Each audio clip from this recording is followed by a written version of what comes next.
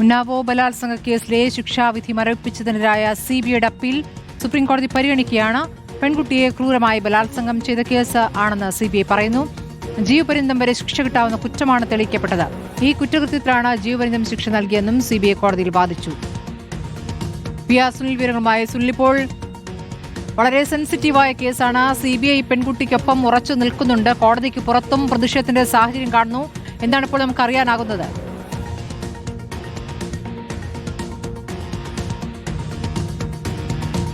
സ്മൃതി, എന്തായാലും രാജ്യം ആകാംക്ഷയോടെ ഉറ്റുനോക്കുന്ന കേസിന്റെ വാദപ്രതിവാദങ്ങളാണ് സുപ്രീം കോടതിയിലെ 1-ാം നമ്പർ കോടതിയിൽ ആരംഭിച്ചിരിക്കുന്നത്. ഏതായാലും ഈ കേസിൽ ഇന്ന് സുപ്രീം കോടതി എന്ത് തീരുമാനമെടുക്കും എന്നത് വളരെ പ്രധാനപ്പെട്ടതാണ്. ഹൈക്കോടതി ഈ കേസിന്റെ പ്രാധാന്യത്തെ ആകെ ഇടിച്ചു കളഞ്ഞു എന്നതാണ് ഇപ്പോൾ സിബിഐക്ക് വേണ്ടി കോടതിയിൽ ഹാജരായ സോളിസിറ്റർ ജനറൽ തുഷാർ മേത്ത ചൂണ്ടിക്കാണിക്കുന്നത്.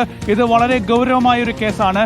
15 വയസ്സ് മാത്രം പ്രായമുള്ള ഒരു പെൺകുട്ടിയെ അതിക്രൂരമായി ബലാത്സംഗം ചെയ്ത ഒരു കേസാണ്. ആ കേസിന്റെ ഒരു വലിപ്പം തന്നെ ദില്ലി ഹൈക്കോടതി ഇടിച്ചു കളഞ്ഞു എന്ന് ഇപ്പോൾ സോളിസിറ്റർ ജനറൽ ചൂണ്ടിക്കാണിക്കുകയാണ്. അതുകൊണ്ട് തന്നെ ആ പ്രാധാന്യം കണക്കിലെടുത്തുകൊണ്ട് ഈ കേസിൽ അടിയന്തരമായി ദില്ലി ഹൈക്കോടതിയുടെ ഉത്തരവ് സ്റ്റേ ചെയ്യണം എന്ന് ഇപ്പോൾ തുഷാർ മേത്ത കോടതിയിൽ ആവശ്യപ്പെടുകയാണ്. ഈ കേസ് പോക്സോ നിയമപ്രകാരം എടുത്ത കേസാണ്.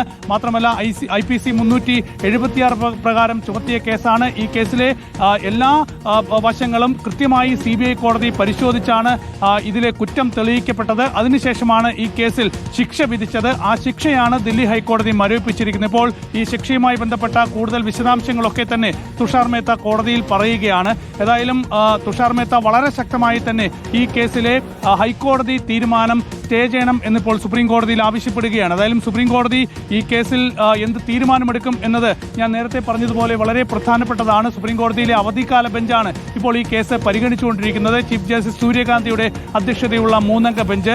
സ്മൃതി ചൂണ്ടിക്കാണിച്ചതുപോലെ തന്നെ കഴിഞ്ഞ ദിവസങ്ങളിലൊക്കെ തന്നെ വലിയ പ്രതിഷേധ കാഴ്ചകളായിരുന്നു ദില്ലി കണ്ടത്. ഇന്നും ഇപ്പോൾ സുപ്രീം കോടതിക്ക് മുന്നിൽ വനിതാ സംഘടനകളൊക്കെ തന്നെ പ്രതിഷേധിക്കുന്നുണ്ട്. ഹൈക്കോടതി അത്തരത്തിലുള്ള ഒരു തീരുമാനമാണ് എടുത്തത് എന്നതാണ് ഇപ്പോൾ വനിതാ സംഘടനകളൊക്കെ തന്നെ ചൂണ്ടിക്കാണിക്കുന്നത്. ഹൈക്കോടതിക്ക് മുൻപിൽ പ്രതിഷേധമുണ്ടായിരുന്നു. ഇന്നലെ ഇന്ത്യ ഗേറ്റ് പരിസരത്ത് പ്രതിഷേധമുണ്ടായിരുന്നു. 2 ദിവസം മുൻപ് പാർലമെന്റിന് മുന്നിൽ പ്രതിഷേധമുണ്ടായിരുന്നു. കാരണം ഉന്നാവ് ഈ ബലാത്സംഗ കേസ് എന്നത് രാഷ്ട്രീയമായി അടക്കം വലിയ പ്രാധാന്യമുള്ള ഒരു കേസായിരുന്നു. കാരണം ഈ കേസിൽ അതിജീവിത പോലീസ് പരാതി നൽകിയ ശേഷം ഒരു ഘട്ടത്തിൽ പോലും കേസെടുക്കാനോ ഈ ആരോപണ വിധേയനായിരുന്ന കുൽദീപ് സെങ്കാർ എന്ന BJPയുടെ MLA ആയിരുന്ന വ്യക്തിയെ അറസ്റ്റ് ചെയ്യാനോ ഉത്തർപ്രദേശ് പോലീസ് തയ്യാറായിരുന്നില്ല. പിന്നീട് അലഹബാദ് ഹൈക്കോടതിയുടെ ഇടപെടലിന് ശേഷം മാത്രമാണ് ഈ കേസിൽ ഒരു അറസ്റ്റിലേക്ക് ഉത്തർപ്രദേശ് പോലീസ് നീങ്ങിയത്. അങ്ങനെ വലിയ പ്രാധാന്യമുള്ള ഒരു കേസായിരുന്നു ഇത്. പിന്നീട് CBI ഈ കേസ് ഏറ്റെടുക്കുകയും വിശദമായി ഈ കേസ് അന്വേഷിക്കുകയും ചെയ്തു. അതിനുശേഷം നൽകിയ കുറ്റപത്രത്തിന്റെ അടിസ്ഥാനത്തിലാണ് CBI കോടതി ഈ കേസിൽ ജീവപര്യന്തം ശിക്ഷ കുൽദീപ് സെങ്കാറിന് നൽകിയത്. ആ ശിക്ഷ മരവിപ്പിച്ചുകൊണ്ടാണ് കുൽദീപ് സെങ്കാറിന് ഈ പ്രായപൂർത്തിയാകാത്ത പെൺകുട്ടിയെ ബലാത്സംഗം ചെയ്ത കേസിൽ ദില്ലി ഹൈക്കോടതി ജാമ്യം നൽകിയത്. കുൽദീപ് സെങ്കാർ ഇപ്പോഴും ജയിലിലാണ്. ഈ പെൺകുട്ടിയുടെ പിതാവിനെ കൊലപ്പെടുത്തിയ കേസിൽ ജയിലിൽ കഴിയുകയാണ്. അദ്ദേഹം ജാമ്യത്തിൽ പുറത്തിറങ്ങിയിട്ടില്ല. ഏതായാലും ഇപ്പോൾ ഈ ബലാത്സംഗ കേസിലാണ് ഇദ്ദേഹത്തിന് ജാമ്യം ലഭിച്ചിരിക്കുന്നത്.